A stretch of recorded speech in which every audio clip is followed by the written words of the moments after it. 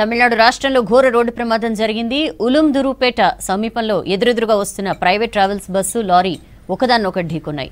ఈ ప్రమాదంలో 2 వాహనాల డ్రైవర్లు మృతి చెందారు. ఈ యాక్సిడెంట్లో బస్సులో ప్రయాణిస్తున్న 15 మంది గాయపడ్డారు. బాధితులను ఉలుందూరుపేట ప్రభుత్వ ఆసుపత్రికి తరలించి చికిత్స అందిస్తున్నారు. కేసు నమోదు చేసుకుని దర్యాప్తు చేస్తున్నారు పోలీసులు.